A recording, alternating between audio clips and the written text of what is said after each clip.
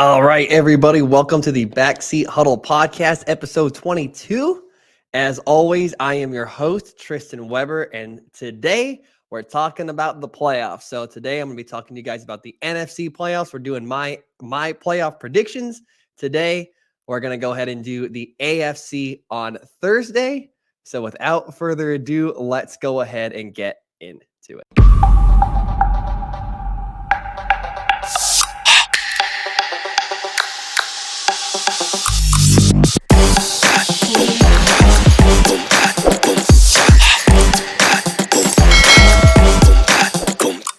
All right, so I'm going to start off with the San Francisco 49ers versus the Seattle Seahawks. So this one, the reason I'm starting with this is because this one seems like it would be the most obvious answer of all the NFC playoff games.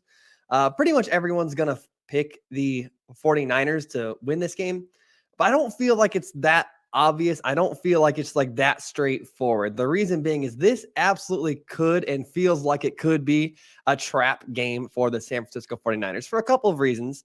The first of which is it's very difficult to beat a team 3 times. We hear that a lot, and it remains to be true. We've seen it in the past where a team gets swept in the regular season, and then the playoffs, obviously that team comes back and beats that team that first time, whichever way you want to say it. So the 49ers, like I basically said before, is they won both matchups in the regular season. The first of which they won 27-20 by obviously 20 points. The second game they won by 9 points. So once again, it's difficult to beat a team 3 times. However, I feel like the bigger story is that the Seahawks are absolutely playing with house money in this game. Like, look at the position the Seattle Seahawks are in right now. They have nothing to lose. Preseason, Vegas had them winning 3 or 4 games, and now here they are in the playoffs. So there's nothing. They're not even supposed to be here. The Seattle Seahawks are not supposed to be in the playoffs right now. And let's look at their actual team. They're playing a journeyman quarterback who's having the best season of his life. They're playing a stud rookie left tackle, a stud rookie right tackle, a stud rookie corner. Like, there's just no reason the Seahawks should be here. So for that reason, they're going to play like it. There's no pressure on the Seahawks for this game. All of the pressure is on the San Francisco 49ers to win this game. So the Seahawks have absolutely nothing to lose. And they're just going to throw the kitchen sink at the 49ers. Because if something goes wrong, what does it matter? What does it matter if something goes wrong? If they go for a trick play and it goes wrong, what doesn't matter? They weren't supposed to be there. If it goes right, guess what? It's a great way to help pull the upset. Just throw everything you've got at the San Francisco 49ers. And we know that the Seattle Seahawks coach, Pete Carroll, he likes to gamble. We've seen him do it in the past. Even when he shouldn't gamble. Play clock at 5. Pass is intercepted at the goal line. So even when he isn't supposed to gamble, sometimes he does. So what do we expect from the what do we expect from the Seattle Seahawks this game? I absolutely expect them just to give the 49ers everything that they have got in this game. They're just going to go all out because it doesn't matter if they lose. They've had a successful season up to this point. So whatever. They made it to the playoffs when just a couple weeks ago, I said that they were a rebuilding team. And I still believe that they are a rebuilding team. They're just a rebuilding team that's super far ahead of schedule. Now, all that being said, the 49ers should win this game, okay? They're clearly the better team, even if they are also playing a rookie at a key position. They're playing a rookie quarterback. The 49ers are at home. Their team in general has more playoff experience. Their coach has a ton of playoff experience. So does obviously Pete Carroll. But Mike Shanahan's got a ton of playoff experience, even going back to his days in Houston. The San Francisco 49ers are a better roster. And look, let's call it how it is with this 49er team. If the 49ers had a legitimate quarterback or a real quarterback, say a Justin Herbert or even someone that's in the top 10, it would almost feel like the San Francisco 49ers would be the overwhelming favorite in the NFC. So despite everything I said about the Seahawks having nothing to lose, I still like the 49ers to win this game, especially after the Seahawks just struggled to beat the beaten up, heavily injured Rams team last week. And then they also had to rely on a Lions win to get into the playoffs. So Seahawks, they're a nice story. I'm happy for them. It's cool. They made the playoffs. Great job to them. They deserve all the praise. But I like the 49ers fairly big. I'm going to say they win 27-17 this week. Giants versus Vikings. Okay, this one's going to be the most challenging one for me. The main reason is just because I haven't watched a ton of Giants football this season, and I also really don't like the Vikings. Like I harp on that every single week. What am I saying? I don't like either of these teams. I don't like the Giants. I also don't like the Vikings. I don't like either of these teams, and now I have to pick one. It's which one do I like? Which one do I dislike a little bit less? Or I guess it's just a silly way of saying which one do I like more. But you guys get the idea. If there was a game for me to wish I could just not watch this postseason, it would be this one. It just feels like a team, the Vikings and the Giants, it just feels like a matchup of two teams who really aren't that great and probably wouldn't be in the playoffs most other seasons. Both of these two teams have a negative point differential, and that just doesn't feel good when we're talking about a playoff matchup. So at this moment, Fox Bet has the Vikings as a 3-point favorite, and that feels about right. Vegas typically gives the home team about 3 points just by virtue of being at home, which means that if this game was on a neutral site, it'd be a pick 'em, which feels right. But I am forced for the content and for the ratings and for my sponsorships and for my viewers and for my paycheck that I'm not getting for this show to make a pick. So I'm going to make a pick. I like the Vikings, okay? And I like the Vikings in this game because it's an offensive league, and the Vikings feel like they have significantly more firepower on offense. I am concerned about the Vikings' recent offensive line injuries. However, if you look at the 5 best skill position players in this game, and that matters. The skill position players matters. Look at the Cincinnati Bengals last season. Having skill position players absolutely matters. So if you look at the 5 best skill position players in this game, it feels like the Vikings have 3 or potentially 4 of them in Justin Jefferson, Hawkinson, Kirk Cousins, and Dalvin Cook. And the fact that I have to include Kirk Cousins as one of the top 5 skill position players in this game tells you what you should know about this game. And then on the other side, you have Saquon for the Giants, and then really doesn't feel like much else. It feels like that could be the difference maker in this game. The Vikings won the regular season matchup. It feels like they should win this one again. It feels like they're the better team, and I anticipate the Vikings winning the rematch.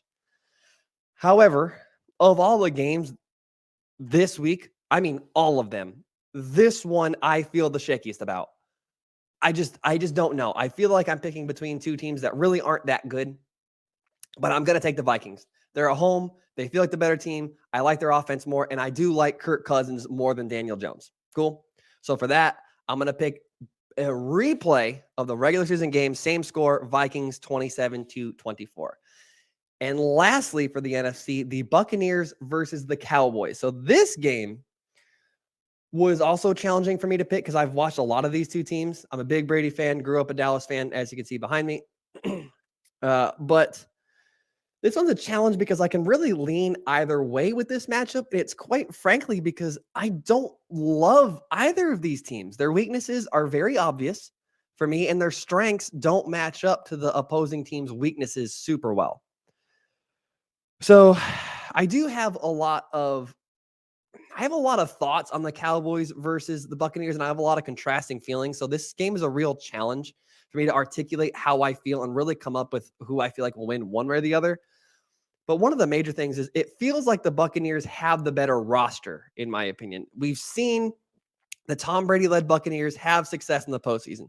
Obviously, they won the Super Bowl 2 seasons ago. Last season, they beat the Eagles before almost completing that huge comeback versus the Rams last season.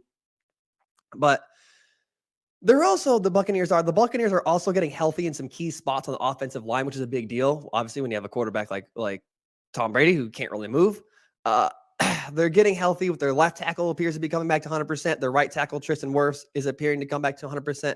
However, there is some concern that the Buccaneers center got hurt against the Falcons last week, but Ryan Jensen, who is, I believe, their all-pro, I believe he was, center last season, he got injured in the preseason. He may be coming back for this game.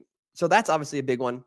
But I've spoken at length about why I don't like the Buccaneers the past few weeks, and rather why I don't like the Buccaneers. I've spoken about that before.